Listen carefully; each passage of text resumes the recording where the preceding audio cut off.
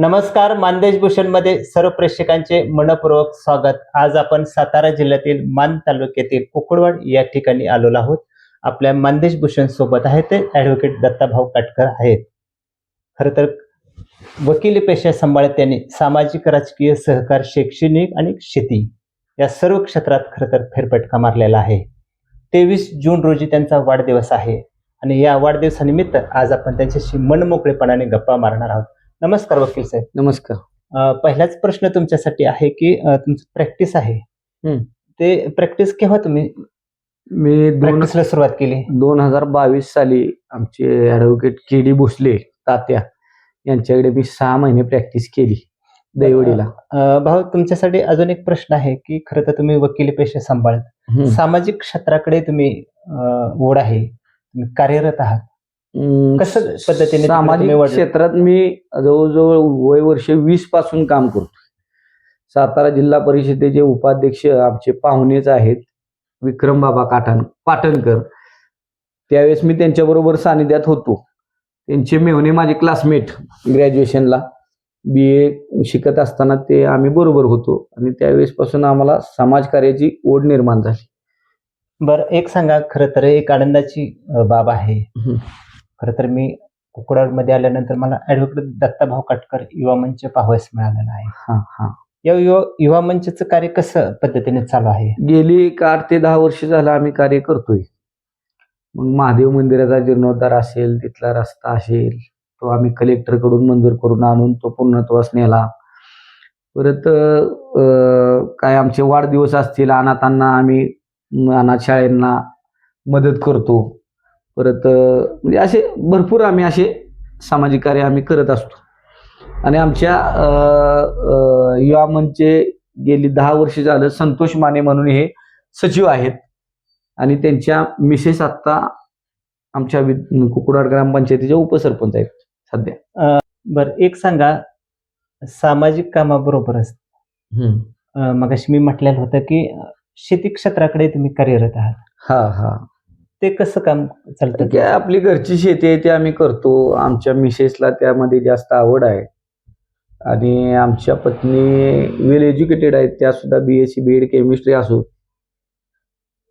चांगल्या पद्धतीचं त्यांनी शिक्षण घेतलं असलं तरी सुद्धा त्या शेतात काम करतात. आमचे काय शेळी पालन आहे आमचं, तो उद्योग त्या सांभाळतात आणि त्यांना आम्ही मदत करत असतो. बरं, तुमचं श्री शंभू महादेव मंगल कार्यालय पण आहे, तिकडे तुम्ही वेळ देता? हो. कशा पद्धतीने सगळे वेळेचं नियोजन करता? स्वतःच आपण करतो, एकही लेबर लावत नाही आपण स्वतः ते हॉल धुणे म्हणा, हॉलची सगळी कामं आहे मी स्वतः करतो. सकाळी आणि संध्याकाळी कामं करायची आणि दिवसभर आपलं कोर्टाचं काम बघायचं. 10 ते 5 कोर्टाचं बघायचं आणि सकाळी संध्याकाळी ते पाहतो मी. अगदी पहाटे लवकर उठून, पहाटे 3ला उठून सुद्धा मी हॉल धुवत असतो. म्हणजे कुठली गोष्ट स्वतः करणे हे व्यवसायामध्ये स्वतः तुम्ही लक्ष घातल्याशिवाय तुमची प्रगती नाही. आणि स्वतः काम केलेलं हे चांगल्या पद्धतीचं होत असते. लेबरवर विश्वास ठेवा नाही असं नाही, पण स्वतःच लेबर बनून जर तुम्ही राबला तर तो उद्योग उदयास येतो आणि आम्ही तो उद्योग आता चांगल्या स्टेजला आणलेला आहे, असा विषय. बरं, एक सांगा, तुम्ही राष्ट्रवादी युवक काँग्रेस मान तालुका अध्यक्ष दादा पवार गटाचे. खरं तर तुम्ही सर्व क्षेत्रातले मगाशी म्हटल्याप्रमाणे कार्यरत आहात. हो. आता आगामी निवडणुका होणार आहे त्या ग्रामपंचायतीच्या, तर त्या कशा पद्धतीने नियोजन करणार आहेत? आता सर्व ॲडव्होकेट दत्ताभाऊ काटकर युवा मंच पण आहे, तुमच्याकडे 2 बाजू आहेत तशा. ऍक्च्युली आमचे नेते कुकुडवाड गटाचे अनिल भाऊ देसाई, जिल्हा बँक उपाध्यक्ष, यांनी मला मान तालुका राष्ट्रवादी युवकच्या अध्यक्षपदाची संधी दिलेली आहे. मी पहिला शरद पवार गटात होतो. राष्ट्रवादीचा मी जुना कार्यकर्ता आहे पोळ तात्यांपासून. आमच्या हॉलचा नारळ सुद्धा सदाशिवराव पोळ तात्या माझे आमदार यांनी फोडलेला आहे. आणि नंतर मग परत देशमुख साहेब, प्रभाकरजी देशमुख साहेब आमचे नेते, असे अनेक नेत्यांच्या आम्ही संपर्कात आहोत. आणि आता आम्ही कुकुडवाड जिल्हा परिषद गटाला अनिल भाऊ देसाई यांना निवडून आणण्याचा प्रयत्न आमच्या सर्व सहकाऱ्यांनी केलेला आहे.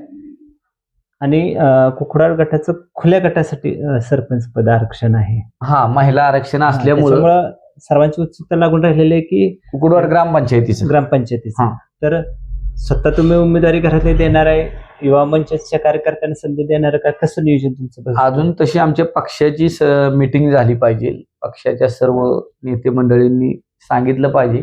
जनतेचा आग्रह आहे आम्हाला की तुमच्या आईला किंवा तुमच्या पत्नीलाच उमेदवारी देऊया, म्हणजे अशी ज्या जनता त्यावेळेचा अशी जनता म्हणते.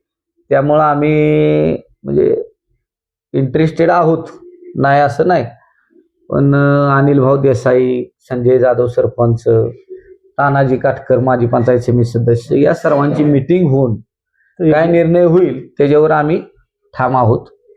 कारण शेवटी गावाचा निर्णय घेतला पाहिजे. आम्ही मस्त म्हणतोय उभं राहणार, जनता म्हणते, पण गावाच्या सर्व आमच्या म्हणजे 13ची बॉडी आहे आमची ग्रामपंचायत, मोठे 8 वाडे आहेत. त्या सर्वांचा विचार झाल्यावरच आम्ही निर्णय घेऊन पक्षाच्या माध्यमातून आम्ही उमेदवारी देणार आहे. भले घरात देऊ, नाहीतर एखाद्या आमच्या सहकार्याला देऊ. तो ज्या त्यावेळेचा निर्णय आहे त्यावेळेचा आहे.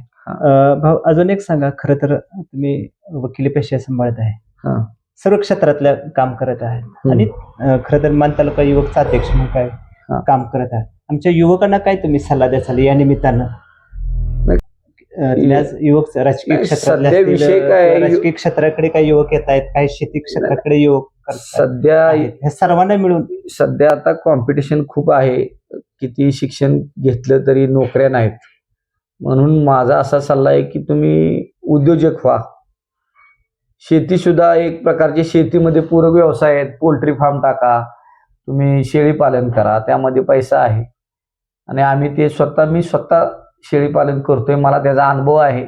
अगदी शेळी आणण्यापासून कोरोनामध्ये आम्ही ऍक्च्युली हा व्यवसाय सुरू केला.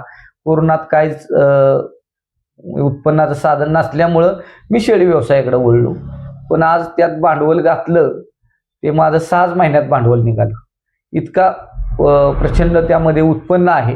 फक्त व्यवस्थित करावं लागतं. त्यातले तुम्ही शिक्षण घ्या, शेळीपालनाचे कोर्सेस करा, त्यामध्ये तुम्हाला सबसिडी पण आहेत.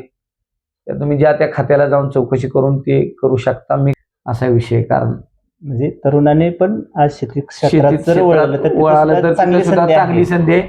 आणि मान तालुक्यामध्ये शेळी पालन हा चांगला व्यवसाय आहे. पोल्ट्री फार्म घ्या, असा विषय आहे. भाऊ, एक सांगा, 23 जूनला तुमचा वाढदिवस आहे. खरं तर कार्यकर्त्याचा वाढदिवस म्हटलं की एक उत्सुकता लोकांना लागून राहिलेली असते की काही सामाजिक उपक्रम राबवायचे का, किंवा काही असं सगळ्याच. तर त्या दिवशी काही उपक्रम आहे तुमचा? ऍक्च्युली आम्ही 33वा वाढदिवस खूप मोठ्या प्रमाणात घातला होता आमच्या मंगल कार्यालयाला. 32वा वाढदिवस आमच्या गावच्या पारावरती आमच्या कार्यकर्त्यांनी सेलिब्रेट केला होता. नाही असं नाही. आणि त्या 33व्या वाढदिवसाला दुष्काळ होता. अख्खी छावणी आपण इथं अन्नदानासाठी बोलवली होती. परत टाकेवाडीची एक अनाथ शाळा आहे, तिथे आमच्या वजनाचं एका सहकार्याने धान्य वाटप येळेवाडीला दिलेलं होतं 33व्या वाढदिवसाला. 34-35व्या वाढदिवसाला कोरोना आला आणि तिथनं नंतर काय आम्ही वाढदिवसाला, म्हणजे दुष्काळ असला तरच आम्ही वाढदिवस साजरा करतो मोठ्या प्रमाणात. काही वेगळं उपक्रम राबवतो. आणि आम्ही त्यावेळेस मला वाटतं ट्रॉफी वाटप केले होते, टी-शर्ट वाटप केले होते. तर ह्यावेळेस आमचे नेते अजितदादा पवार एक्सपायर झाल्यामुळं त्यांना श्रद्धांजली म्हणून आम्ही ह्यावेळेस काही वाढदिवस साजरा करणार नाही. फक्त आम्ही अनाथ शाळेंना एक बेंच वाटप करणार आहे आमच्या युवा मंचच्या माध्यमातून, आणि गुणवंत विद्यार्थ्यांचा सत्कार होईल. म्हणजे दादाने एक श्रद्धांजली म्हणून. पण त्या निमित्तानं थोडं एक सामाजिक उपक्रम पण तुम्ही थोडा हाती घेतलेला आहे. गोरगरीब म्हणा, आश्रमशाळेला काय बेंच वाटप, असं थोडंसं. गोरगरीब जनतेला आमचा नेहमीच सपोर्ट असतो. आता प्रत्येक काम केलेलं काय सांगायचं नसतं. पाठीमागं आम्ही पंचायत समितीला अपक्ष लढलो होतो आणि त्यावेळेस आम्हाला आकाशवाडीत एक महिला आमच्या आईच्या वयाची भेटली प्रचारादरम्यान. तर त्यांना दोन्ही पाय नव्हते. त्या मला बोलल्या, काय तुम्ही करू शकताय? म्हणलं काय करू? त्या म्हणल्या, मला चालायला आलं पाहिजे. ठीक आहे म्हणलं, मी पडलो अगर जिंकलो तरी तुम्हाला मी दोन्ही पाय बसवून देणार. आणि मी पडलो, अपक्ष असल्यामुळं पडलो, पक्षाची ताकद नव्हती, पण मी लढलो होतो चांगल्या प्रकारे. आणि मग महिन्याच्या आतच मी त्यांना पाय बसवून दिले. आमचे काय मित्र डॉक्टर आहेत, त्यांच्या माध्यमातून ते पाय बसवले आणि सर्व पेपरला बातम्या आल्या होत्या त्यावेळेस. असा विषय होता. असा विषय आहे. हा. आज आपल्या मानदेश भूषण सोबत आहे ते संतोष माने आहेत. खरं तर त्यांच्या पत्नी कुकडवाडचे विद्यमान उपसरपंच म्हणून कार्यरत आहेत. दादा, काय सांगताल? आज भाऊंचा वाढदिवस 23 जूनला आहे. तुमच्या शब्दात शुभेच्छा. काय आता भाऊंचं कार्य चांगलं आहे. आज आता 8-10 वर्ष झाले ते दत्ताभाऊ मंच सांभाळतात. त्यातनं कार्य भरपूर करतात. महादेव मंदिरासाठी आमच्या महादेव मंदिरासाठी त्यांनी रस्त्यासाठी भरपूर प्रयत्न केला. आता मंदिराची लाईटिंग असू द्या, महाशिवरात्रीला यात्रा असते मोठी, त्यावेळी भरपूर धडपडतात यात्रेसाठी. लाईटिंग म्हणा, काय कमी असेल तिथं मंदिरासाठी भरपूर करतात. जिथे आमच्या ह्याच्यात काय अडचण असेल ती दूर करते. तरुणांसाठी त्यांचा भरपूर प्रयत्न आहे. जिथं कमी तिथं दत्ताभाऊ, म्हणजे हे सूत्र झालेलं आहे. म्हणजे दत्ताभाऊंना बोलवलं का सगळं व्यवस्थित सगळं होऊन काय जातं. अडचण आली दत्ताभाऊला फोन केला का सॉल्व्ह. म्हणजे एक फोन दत्ताभाऊंना करा, सगळ्या अडचणी दूर. म्हणजे विकासाचे असतील, काही जे काही असेल ते, म्हणजे असं एक सूत्र झालेलं आहे. धन्यवाद दादा. खरं तर वाढदिवसाच्या निमित्तानं भाऊ आणि वकील साहेब या दोन्हीचा संगम साधत आज आपण त्याच्याशी सुसंवाद साधलेला आहे.